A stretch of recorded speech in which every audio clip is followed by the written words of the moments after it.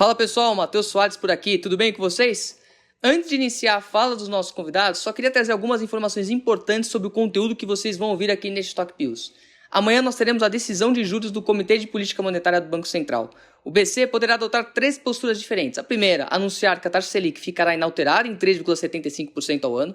A segunda, anunciar que a taxa será cortada, e o tamanho desse corte.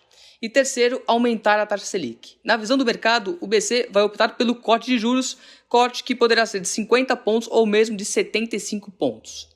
Dado esse panorama, esse é o primeiro Stock Pills em que nós colocamos duas visões completamente diferentes sobre o mesmo assunto para falar aqui. De um lado, Fernando Urich, que no ano passado esteve conosco em Fortaleza para gravar o episódio 40 do Stock Pickers e já havia demonstrado, mesmo antes da crise, uma visão bastante crítica a respeito da postura dos bancos centrais, vai contar por que ele acredita que o BC não deveria cortar juros. E do outro, Guilherme Abud, que no episódio 42 do Stock Pickers gravado em Salvador, também antes da crise, já havia dito que o BC deveria cortar a Selic para 3% ao ano, vai contar por que o BC não só deveria cortar juros, como também levar a taxa Selic para 0% ao ano. Feita a introdução e sem mais delongas, deixo vocês com a visão de Fernando Urich. Olá, amigos do Stock Pickers, quem fala aqui é Fernando Urich, da Liberta Investimentos. E hoje eu vou falar para vocês por que eu acho que o Banco Central não deveria reduzir os juros. A justificativa que temos hoje para o corte são 3, basicamente. Condições financeiras, estimular a demanda e o IPCA permite. Então essas são as 3 condições que justificam essa redução.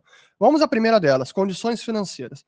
Bom, sim que reduzir os juros flexibiliza a condição financeira do sistema, pelo menos em moeda local. Mas em termos globais, a redução adicional agora tende a pressionar a taxa de câmbio ainda mais, que já se encontra no maior patamar, acima de 5,5 reais por dólar.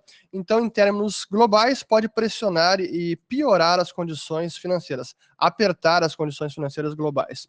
Segundo ponto, estimular a demanda, sinceramente, não são apenas redução de 50 pontos base que vai fazer os bancos emprestar mais ou as empresas tomar mais empréstimos.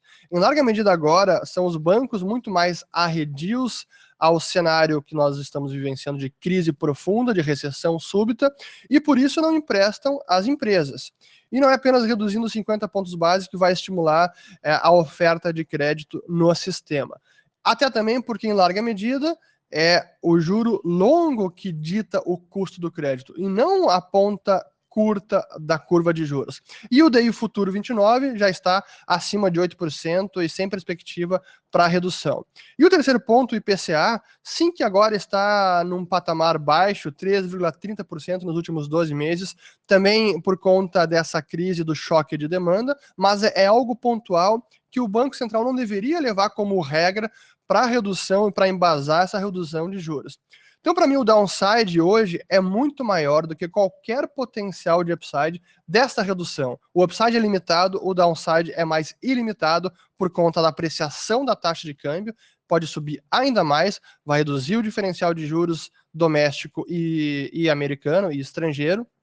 Isso pressiona câmbio, aumenta dólar e também pode colocar o próprio Tesouro Nacional numa rota de dificuldade na colocação da sua dívida. Então, a gestão da dívida pública, agora tendo em vista déficits crescentes, pode ficar numa situação mais arriscada, mais delicada, onde o mercado vai exigir cada vez mais apenas títulos pós-fixados, como o Tesouro Selic, e isso pressiona mais o Banco Central e coloca ele numa situação quase que encurralado. E isso agora não é problema, mas daqui 6 ou 12 meses pode ser um tiro no pé e pressionará as contas fiscais e a situação do câmbio também.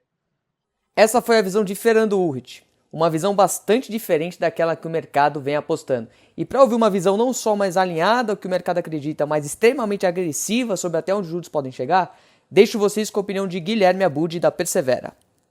Sou o Guilherme Abud, sócio fundador e diretor de investimentos da Persevera Asset Management, uma gestora independente focada em multimercados, multiestratégia, que tem tido uma performance muito boa desde o seu lançamento, está entre os melhores fundos multimercados da indústria.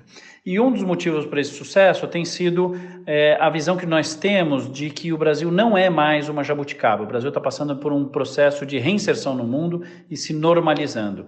E o mundo tem muito a nos ensinar, principalmente os bancos centrais, sobre como lidar com situações como esta que estamos entrando, que já estamos há bastante tempo, mas é que ela está ficando cada vez mais aguda, que é uma recessão se transformando em depressão econômica e o risco de desinflação. O Banco Central não pode deixar uma depressão se instalar. Quando uma depressão econômica se instala, ela muda as pessoas, ela muda a propensão a consumir e a investir, e aí você acaba como o Japão, que está há 40 anos lutando com esse tipo de situação. Uma coisa é a gente comemorar que nos últimos 5 anos a inflação do Brasil veio de um nível de 12% para 3%, e a outra coisa é aceitar uma inflação muito mais baixa do que 3%, porque aí é o sintoma de uma doença que o mundo já combate há muitos anos, que é a dificuldade de crescimento, é a desinflação, é a perda crônica de confiança e a depressão econômica. E o que a gente aprende com o exterior é exatamente este caminho de queda muito forte da taxa de juros. E diferente do que se fala, esse não é um caminho limitado a países desenvolvidos. Tem uma longa lista de países que tem ou teve muito recentemente taxa de juros abaixo de 1%, mesmo sendo países emergentes, como Tailândia, Arábia Saudita, Estônia, Polônia, Sérvia, Romênia, Taiwan, República Tcheca, Filipinas, Croácia, Lituânia, Chile, Hungria, Bulgária, ou seja, não tem nada dessa história de que isso se limita a países desenvolvidos. Olhando os 3 pontos que o Banco Central tem destacado, que parecem que mais levantam temor em relação a um corte forte de juros, são câmbio, inclinação da curva e fiscal. E nós não concordamos com nenhum dos 3. No câmbio, o Banco Central tem bastante medo, e boa parte do mercado, de que um corte adicional de juros vai levar a uma desvalorização cambial adicional muito forte. E provavelmente grande parte da desvalorização cambial do Brasil já ocorreu, boa parte do dinheiro dos estrangeiros já saiu do Brasil, o câmbio brasileiro já está mais de 20% desvalorizado, isso já aconteceu. Sobre a inclinação da curva, a evidência internacional é o contrário disso, que é o corte de juros curtos com legitimidade por países que estão passando por processo de recessão econômica com desinflação, ele arrasta para baixo toda a estrutura a termo de taxa de juros, principalmente se o Banco Central for muito vocal em dizer que o grande inimigo agora, pelos próximos anos, é a desinflação e não mais a inflação. E do lado fiscal, a evidência internacional também é diferente, que em momentos como esse, de colapso da inflação e da atividade, a estabilização das dívidas públicas de todos os países se dá muito mais pela queda do serviço da dívida, pela queda de juros legítima pela queda da inflação, do que por enormes esforços fiscais primários. Por esses motivos todos, a gente acha que o Banco Central deveria ser muito mais agressivo no corte de juros e levá-los rapidamente para perto de zero. Infelizmente, achamos que o Banco Central vai aos poucos, provavelmente ele vai cortar 75 basis points no Copom dessa semana e depois vai cortando adicionalmente 50 basis points, um passo de cada vez. Provavelmente vai chegar no mesmo lugar que chegaria. No final do ano vamos provavelmente ter taxa de juros no Brasil abaixo de 1%, mas infelizmente de maneira muito mais lenta e, portanto, muito menos eficiente. E isso vai fazer falta para o Brasil em termos de produto, renda e emprego. Essa é a nossa opinião.